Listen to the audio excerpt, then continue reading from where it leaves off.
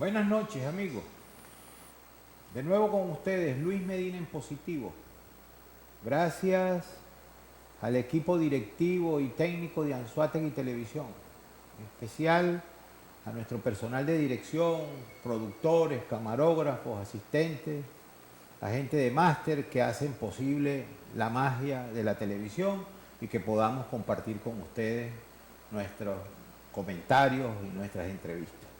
También gracias a nuestros patrocinantes, Grupo Vallejo Oriente, su familia en tiempos difíciles, Agromarín, su tienda agrícola y marina en lecherías, Agriven, sus tiendas agrícolas en el oriente del país, y Hotel Teramún, confort y comodidad en lechería.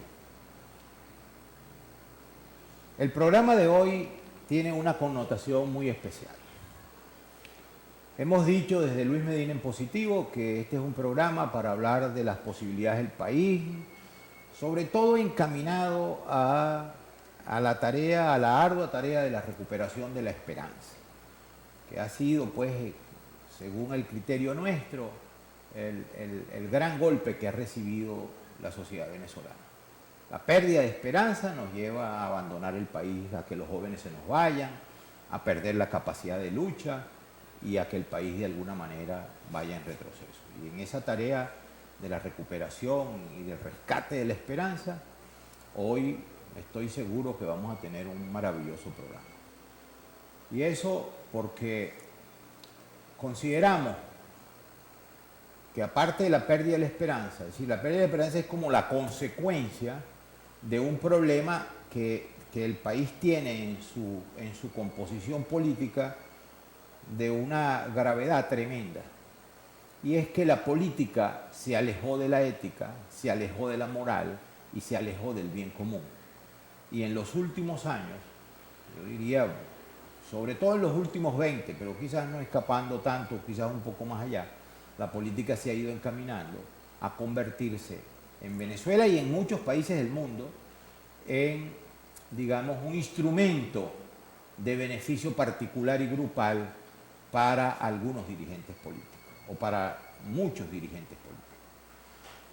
Yo entiendo que el grave problema que tiene Venezuela es que, bueno, en los últimos 20 años, sobre todo, hemos tenido una casta política que se ha dedicado a enriquecerse, a beneficiarse de la política, a cómo está primero el interés del partido que el interés del país, está primero el interés del grupo, el interés particular, que el interés de la comunidad, está primero la forma de resolver a ciertos grupos que me beneficien que a resolver el problema de los servicios públicos, o el problema de la producción, el problema de la economía del país, el problema de los trabajadores. Bueno, el país se ha destartalado en eso. El país no siempre fue así. El país, luego de la caída, y se gestó en la dictadura de Marcos Pérez Jiménez, un movimiento político, de liderazgo político importantísimo y que le dio grandes resultados a Venezuela. Hijo de ese movimiento es nuestro entrevistado de hoy.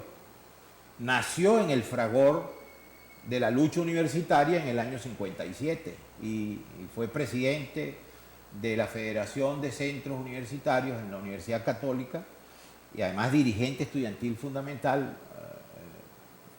digamos, protagonista de la huelga de noviembre del 57, que dicen que los estudiantes en ese momento estremecieron al país y estremecieron a la dictadura.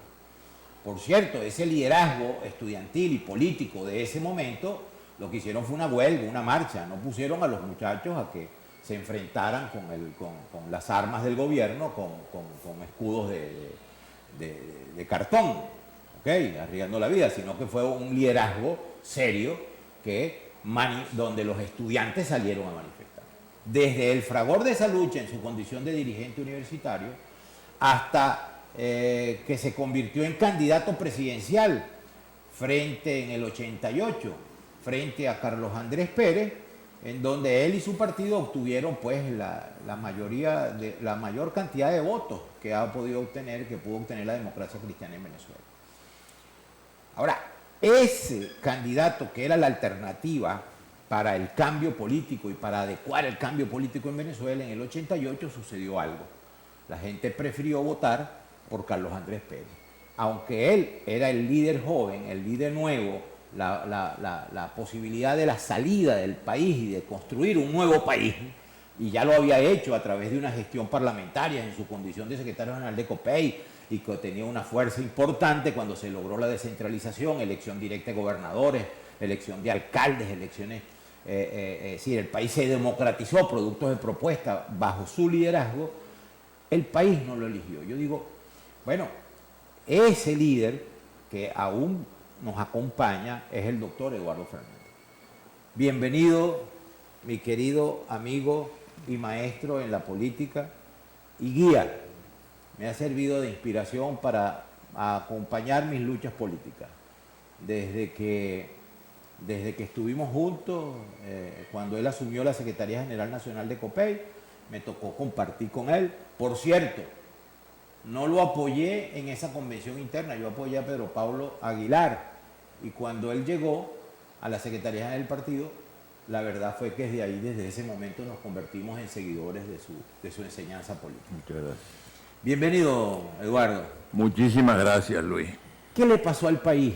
No por la posición personal de Eduardo Fernández, que obviamente se merecía ser presidente del país, pero es que yo creo que en el 88 el país cogió, no sé si fue en ese momento, fue antes o fue después, cogió el rumbo que no tenía y es la consecuencia de lo que hoy vivimos. En primer lugar, muchas gracias por la invitación. Estoy muy contento de estar en el estado de Anzoátegui, que es un estado para mí muy querido, muy querido, un estado que he visitado muchas veces, un estado que me dio un apoyo político muy importante. Estoy muy contento de estar en Anzoátegui, pero estoy muy contento de estar en este programa, que lo dirige un amigo muy querido, muy estimado, como es Luis Medina, y que además se llama Luis Medina en positivo, porque yo creo que si algo le hace falta a Venezuela en este momento es que todos pensemos en positivo para sacar al país de la terrible crisis que estamos sufriendo desde hace tanto tiempo.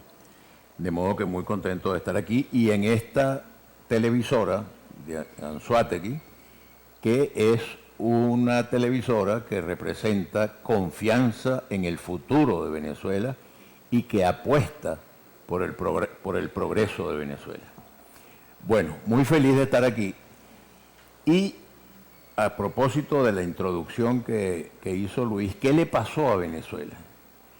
Le pasó a Venezuela que no se hicieron los cambios que tenían que haberse hecho oportunamente.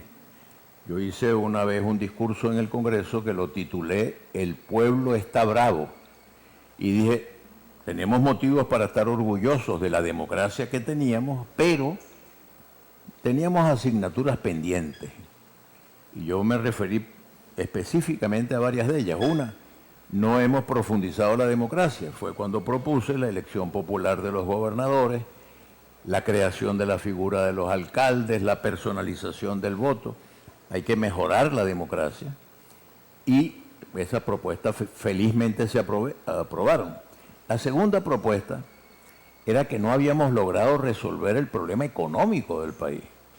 Era una economía que dependía de un solo producto, el petróleo. Si los precios del petróleo subían, todos estábamos muy contentos, pero con frecuencia los precios del petróleo bajaban y entonces era una crisis terrible. Había que construir una economía diversificada, una economía que no dependiera solamente de un producto. La tercera cosa que no habíamos resuelto era el problema de la injusticia en la distribución del ingreso. Había algunas personas muy ricas, pero mucha gente que estaba en situación de pobreza. Es bien interesante el tema económico. Primero el tema político, que no funcionó, el tema económico, que no se había diversificado la economía venezolana. El tema social, había gente, una enorme cantidad de venezolanos muy pobres. El tema de la corrupción. La democracia era muy valiosa, pero la gente sentía que había mucha corrupción. Y finalmente el tema de la calidad de la vida en general. Entonces nosotros, yo personalmente propuse un paquete de cambios, recibí un apoyo inmensamente grande aquí en el estado de Anzoátegui, saqué muchísimos votos y en todo el país saqué muchísimos votos, más del 40% de los venezolanos votaron por el programa y por mi candidatura, pero la mayoría votó por repetir la experiencia del presidente Carlos Andrés Pérez. Yo creo que fue un error elegir a Carlos Andrés Pérez, después fue un error más grave todavía sacarlo como lo sacaron, y después vino la segunda presidencia del presidente Caldera, y yo creo que ni Pérez ni Caldera estaban en condiciones de hacer los cambios que el país reclamaba. Debió haberse producido un relevo generacional, pero como no se hicieron los cambios, vino el desastre que significó la elección de dos presidentes que hemos tenido en el siglo XXI, que, lo digo con todo respeto, ninguno de los dos se había preparado para ser presidente. El señor Chávez era un hombre que tenía la formación que puede tener un oficial de las Fuerzas Armadas venezolanas que llega al grado de teniente coronel. Muy bien para teniente coronel, pero no para ser comandante en jefe de la Fuerza Armada y mucho menos para ser presidente de la República. Y después el señor Maduro, que tampoco se preparó nunca para ser presidente y que fue sorprendido, él nunca se imaginó que iba a ser presidente y resulta que no estaba preparado para eso. Entonces el desastre de lo que ha pasado en estos 20 años ha sido terrible, pero hay que rescatar la esperanza. Venezuela puede y debe cambiar. Y el mensaje que estamos transmitiendo en este momento es un mensaje de esperanza y de cambio. ¿Cómo se hace el cambio? No hay sino dos maneras, Luis.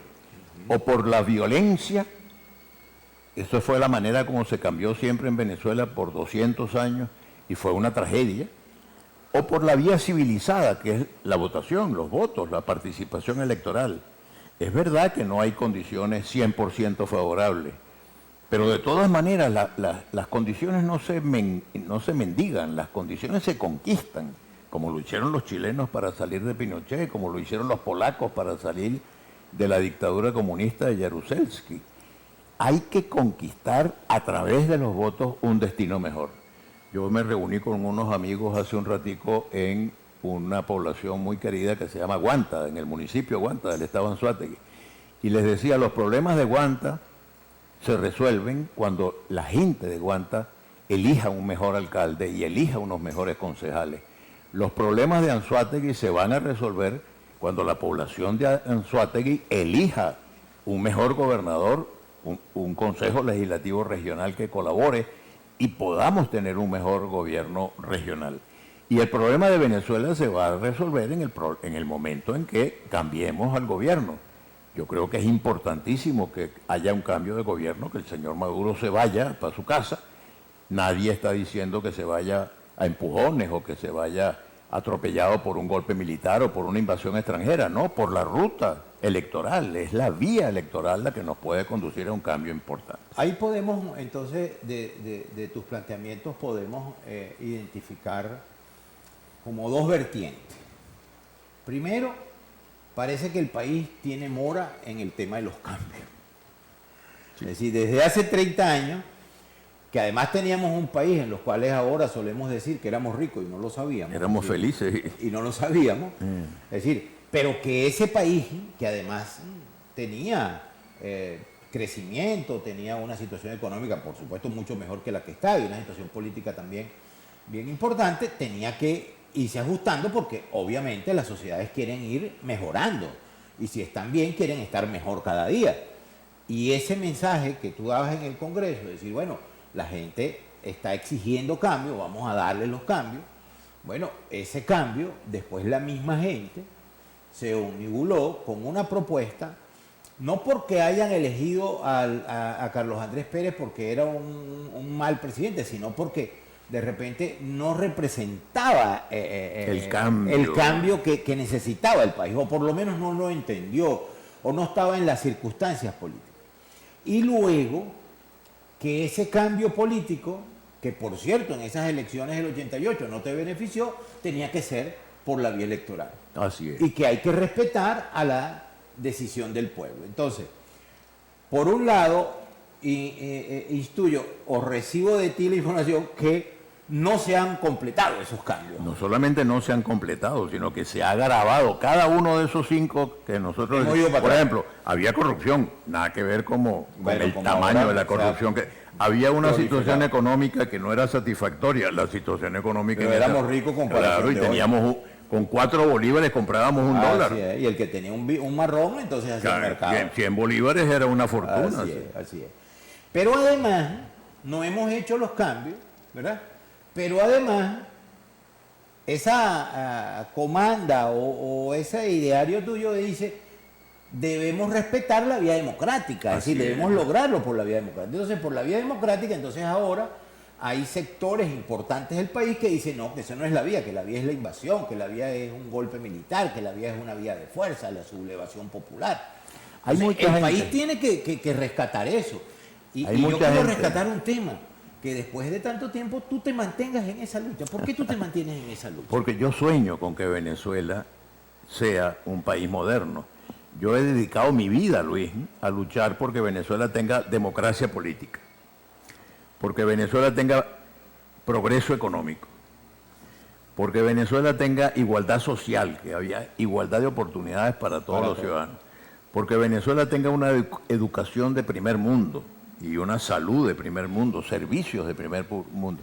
Una de las cosas que a mí me duele más es que yo como candidato tenía conversado una gente que iba a ayudarme a construir, por ejemplo, la autopista entre Caracas y Barcelona, pero una autopista de primer mundo, con 6 canales, 3 para ir, 3 para volver, con una jardinería en el medio bellísima, con estaciones de gasolina. Íbamos a tener gasolina, porque no tenemos gasolina gracias al socialismo del siglo XXI, y que acabaron con la industria petrolera, pero íbamos a tener, en un gobierno dirigido por mí, íbamos a tener cómo hacerlo. Unas estaciones de gasolina modernas, con baños limpios al servicio de los viajeros, y con canales que permitieran desarrollar el turismo de toda esa zona de Barlovento y del norte del estado de Anzoátegui, que tiene unas playas espectaculares y que podrían generar empleo para toda la gente de Anzoátegui. Anzoátegui puede producir, desde el punto de vista agropecuario, todo lo que el país necesita para comer, para su propio abastecimiento. Pero además Anzoátegui tiene perspectivas de desarrollo petrolero formidables, pero con este gobierno que tenemos no se puede desarrollar eso. Y además esa autopista no le iba a costar dinero al Estado. Además eso, porque era un convenio que teníamos hecho con unas firmas alemanas que iban por el sistema de concesiones a construir la autopista y un sistema de peaje. Claro, el que tenía con qué pagar el peaje iba por la autopista, pero estos constructores se obligaban a construir una vía alterna, que no se podía ir tan rápido como en la autopista, pero que el que no quería pagar o no tenía con qué, podía tener de todas maneras una vía para viajar de Barcelona a Caracas por una vía mucho mejor que la que tenemos ahorita y sin pagar peaje. Y por cierto, esa autopista se continuaba de Barcelona hacia el sur del estado Anzoátegui, bajando con Guayana. Y llegar al Tigre, llegar al Orinoco y llegar a Guayana. Entonces, ese país moderno es mi preocupación. Y yo quisiera, antes de irme de este mundo, yo quisiera ver a Venezuela enrumbada por el progreso.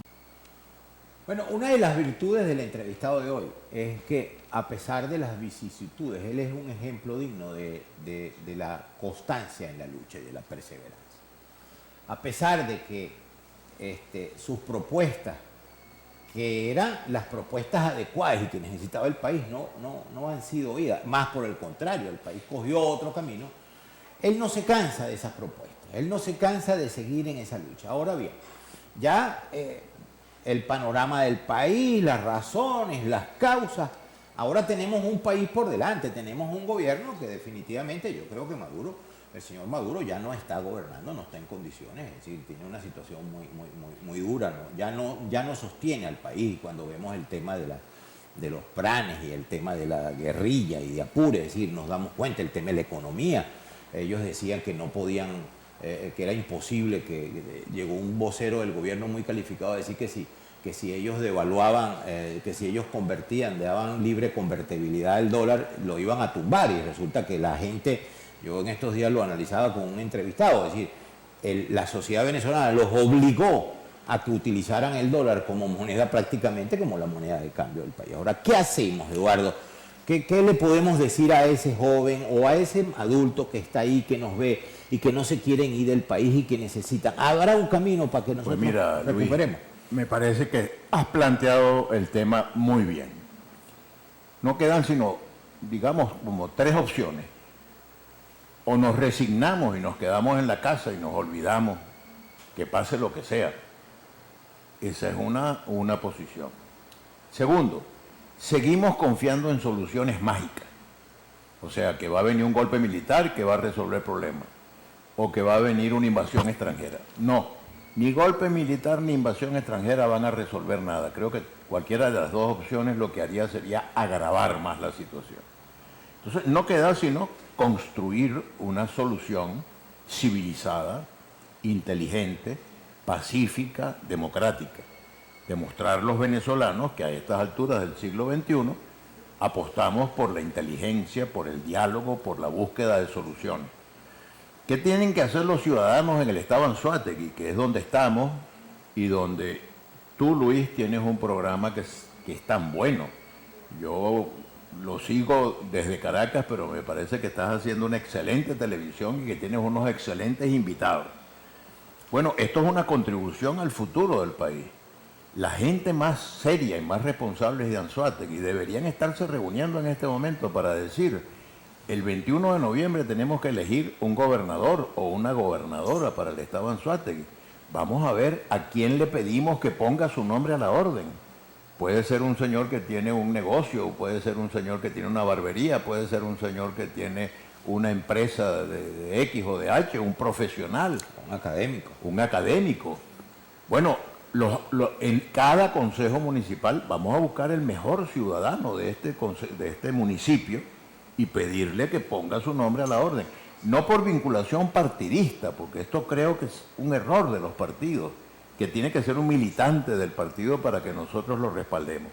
Yo estoy animando mucho un movimiento que se llama Unión y Progreso. Y lo estoy animando porque son dos necesidades claves de Venezuela: la unión de los venezolanos. Este llamado socialismo del siglo XXI no ha hecho otra cosa que dividir a la familia venezolana, y tenemos 20 años intercambiando insultos. El gobierno insulta a la oposición y la oposición insulta al gobierno. Ya basta de insultos, vamos a trabajar en positivo, vamos a trabajar por el país, vamos a trabajar por Anzoátegui. Vamos a trabajar por el municipio Simón Rodríguez, o por Cantaura, o por Anaco, o vamos a trabajar por Sotillo, o por Urbaneja, o por Guanta, o por Independencia. Vamos a trabajar por Bolívar, por el municipio Bolívar, y por la capital del estado, por Barcelona, que es el municipio Bolívar, y por todo el estado Anzoátegui. Y vamos a promover liderazgos que se ocupen de los problemas. No líderes que estén perdiendo el tiempo en insultar al gobierno o el gobierno insultar a la oposición, sino trabajar juntos para ver si sacamos el país adelante. Entonces, ese movimiento, Unión y Progreso, no está presentando candidatos del propio movimiento, sino que está diciendo: en cada municipio, a los candidatos que valgan la pena los vamos a respaldar. ¿Qué es un candidato que valga la pena? Un candidato que sea representativo de su estado o de su municipio, que sea gente de integridad moral, porque hay que rescatar la ética, tú lo habías planteado al principio del programa, y un candidato que sea competente, porque si llega a la gobernación una persona que después no sabe qué hacer y no hace nada, pues la gente se frustra y se desanima. Sí, Ok, uno, la participación electoral, porque el discurso es que la salida tiene que ser política. Por supuesto. La salida no puede ser antipolítica. En el mundo de la política las alternativas y la salida tiene que ser política. Entonces, por ejemplo, entiendo, y lo que tú dices, bueno, ahí el 21 de noviembre hay una oportunidad. Han habido otras en el pasado reciente y las hemos perdido. A Dios gracias, habemos un grupo de venezolanos que de alguna manera nos mantenemos en sintonía con tu pensamiento y hemos participado, aún en condiciones adversas y sabiendo de que no de que no tenemos no vamos a obtener pues el respaldo porque la opinión pública se fue por otro lado. Más sin embargo, hemos mantenido eso. Hay que participar. Ahora bien, una alternativa es participar el 21, porque si logramos 23 gobernaciones y logramos 330 y pico alcaldías con venezolanos ilustres, con venezolanos que sepan y que quieran trabajar por el país, ya es un avance. Si es verdad que el problema grave lo tenemos en la presidencia, bueno, también tenemos que resolver. Ahora, también está el tema del referendo revocatorio. Es decir, hay gente que, no sé, he visto que quieren como que anteponer una cosa con la otra. ¿Tú crees que eso colide? Es decir, el participar en las elecciones del 21 y en pedir el referendo revocatorio. Yo creo que es una secuencia. Ajá. El año que viene es cuando se vence la mitad del periodo, que es lo que dice la Constitución Nacional, que hay que esperar que transcurra la mitad del periodo del funcionario que fue elegido para convocar un referéndum. Hay dos tesis ahí, ¿no? Disculpa que te interrumpa. Sí, está la tesis de la constituyente y la tesis de la juramentación de... La constituyente juramentó el 24 de mayo. Bueno, yo me inclino a pensar, respetando mucho las otras interpretaciones, que la mitad del periodo se vence el año que viene. Okay. Si nosotros en este año, el 21 de noviembre, el país que quiere el cambio concurre a las elecciones, los venezolanos que queremos cambiar esta situación, que no nos resignamos, logramos animar a todos los votantes para que vayan a las elecciones y elijan los mejores gobernadores y los mejores alcaldes. Si esa voluntad de cambio se manifiesta eligiendo gobernadores de la alternativa democrática y alcaldes de la alternativa democrática, eso va a ser un paso importantísimo para pronosticar el éxito del referéndum revocatorio el año que viene.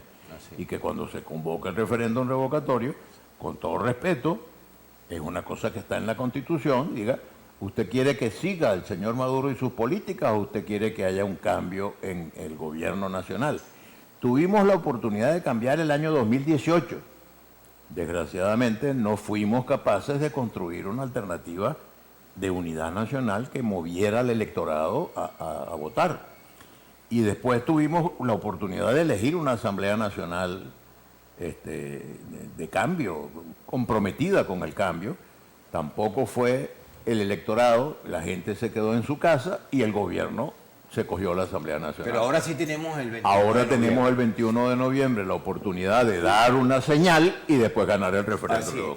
Y hay indicaciones, fíjate que he visto algunas encuestas en las cuales, que me gustaría que comentáramos en el próximo espacio, hay unas encuestas que ya nos manifiestan que hay una intención de voto que está superando el 40%. De verdad que para Luis Medina en Positivo es motivo de mucha alegría y mucho orgullo tener a un venezolano insigne.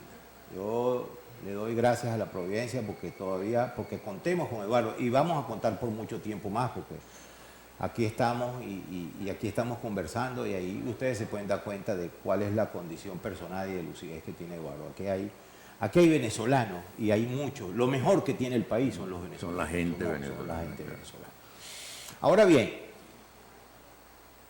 concluyendo lo del segmento anterior, es que la participación en las elecciones del 21, las elecciones regionales, es necesaria y es complementaria a la aspiración de construir un escenario para un referéndum revocatorio. Y que más bien, si participamos en esas elecciones el 21 de manera mayoritaria y expresamos nuestra voluntad, vamos a tener, como se dice, el escenario servido para poder lograr un referéndum revocatorio.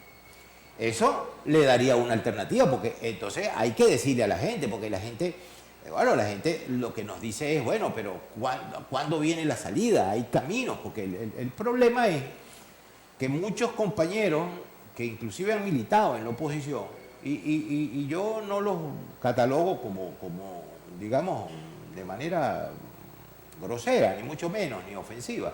Pero creo que se han equivocado, porque cuando dicen, no, porque es que no es la vía electoral, entonces, bueno, si no hay vía electoral y tú no me das vía, ¿qué me da? Frustración. ¿Qué me das? Desesperanza. Y cuando tú haces un caldo de cultivo para la desesperanza, ¿qué estás logrando? Lo que estás logrando es que el régimen se perpetúe. Entonces, eso quiere decir que sí tenemos esperanza, que sí podemos construir, que sí podemos trabajar, porque el año que viene podríamos salir de esto. Aparte de eso, que también puede ser complementario. Hay elementos positivos. Por ejemplo, el año pasado, el llamado presidente interino Guaidó, a principios del año pasado dijo que él no se iba a sentar en el diálogo con Noruega, ni con la Unión Europea, ni con Maduro, ni con nadie. Pero hoy vemos que hay como una idea de retomar, una disposición de retomar ese diálogo. Es decir, las elecciones del 21, el tema del referendo y el rescate del diálogo, ¿tú lo ves como un elemento? Son hechos evidentemente muy positivos, porque indican que se está abandonando la tentación golpista. Yo siempre dije que ni el golpe militar interno ni la invasión extranjera eran opciones probables. Ninguna de las dos era probable, ninguna de las dos se ha presentado. Y que en cambio las dos eran indeseables, porque ninguna de las dos resuelve. Hay un país que ha atravesado una situación muy dolorosa, que es Siria. Creyeron que la invasión extranjera iba a arreglar todo. Tienen 10 años en guerra y todavía los pobres sirios están durmiendo en medio de una lluvia de bombas lanzadas por aviones de distintas nacionalidades. Eso no es lo que queremos para Venezuela. Lo que queremos para Venezuela es una solución bien positiva. Y yo, que desde la primera palabra que dije en este programa, dije que me gustaba mucho el título del programa, Luis Medina en positivo. Además, el lema de la estación, de la televisora es Anzoátegui Televisión, primero lo nuestro. Primero lo nuestro. Yo voy a decir, si me permiten, el tiempo me lo permite, 5 o 6 cosas que nos permiten ser optimistas hacia el futuro. La primera la dijo Luis Medina hace un rato. Lo mejor que tiene Venezuela somos los venezolanos. Por cierto, que muchos venezolanos muy valiosos han emigrado a buscar mejores oportunidades en el exterior. Pero yo estoy seguro que cuando se produzca el cambio de gobierno, muchos van a regresar y van a contribuir a la recuperación de Venezuela. Segundo, Venezuela tiene una ubicación geográfica envidiable. Estamos en el norte de América del Sur, muy cerca de los más grandes mercados de la economía mundial, de Estados Unidos, que es la primera potencia económica del mundo, y de Europa Occidental. Venezuela tiene gente buena, gente competente, una ubicación maravillosa, un clima maravilloso. Tercera cosa, recursos. Tenemos petróleo. Es verdad que la empresa petrolera fue destruida por este gobierno, pero el petróleo está ahí. Y Anzoátegui tiene petróleo. Y la faja petrolífera del Orinoco sigue siendo una promesa. Entonces vamos a recuperar la industria petrolera, pero además el potencial agropecuario de Venezuela, el potencial agropecuario del estado Anzoátegui es formidable. El potencial turístico que tiene Venezuela es inmensamente grande. El potencial minero, tenemos oro, tenemos coltán, tenemos hierro, tenemos acero, tenemos aluminio, tenemos de todo. Y lo que falta, ¿qué es? Un cambio de gobierno. ¿Cómo se logra el cambio? Con tanques de guerra no los tenemos. La oposición no tiene tanques de guerra. Lo que tenemos son votos y la mayoría de los votantes quiere cambio. Entonces hay que presentarle buenos candidatos, buenos programas, una propuesta de construir entre todos un país mejor. Eso es lo que está ofreciendo ese movimiento que tú representas aquí en el estado de Anzoátegui, que se llama Unión y Progreso. Tenemos lo necesario para progresar. Nos hace falta unir a los venezolanos, no seguir gastando tiempo en insultarnos y desacreditarnos recíprocamente, trabajar por este país y que el país esté bien bonito. Cuando el país esté bien bonito, entonces yo puedo pensar en retirarme y dedicarme a otra cosa. Tenemos varias cosas, porque de verdad que es gratamente satisfactorio aprovechar la presencia de Eduardo aquí en nuestro programa. Lo primero es la participación. Si pudiéramos hacer una receta, quizás en política las recetas no son tan buenas, pero pudiéramos hacer una receta. Uno, la participación, a partir de ahorita, la participación el 21 de noviembre. En esa participación política, que los factores democráticos reales, chicos, abran las puertas a lo que está haciendo Unión Progreso, los que nos hacen y los que nos dicen, por primera vez un movimiento político desde la dirección nacional nos dice a nosotros en las direcciones estatales, mire, busquen a la gente, busquen a los independientes, busquen a a la gente del pueblo, mira, esa tarjeta vamos a ponerla a la orden de la gente, no es el momento de las aspiraciones particulares y de los intereses particulares. Entonces, el llamamiento a todas las organizaciones políticas a que se desprendan del egoísmo partidista y permitan que el país se permee, y que se permeen los cargos de elección popular con gente buena. Esa es otra. Tercero, no al tema del referendo revocatorio, a buscar los mecanismos para completar. Por cierto, que hay grupos de venezolanos que nosotros aquí en Anzoátegui le hemos dicho estamos dispuestos a apoyarlo, porque ellos plantean, bueno, pero hay que ir con previsión, porque si de repente el gobierno, que le gusta a veces, tú sabes, maniobrar, dice, no, pero es que fue en mayo que se cumplieron los 13, bueno, ya presentaron una alternativa. Ahora bien, y después de eso, bueno, chicos, la unidad de los venezolanos. Claro.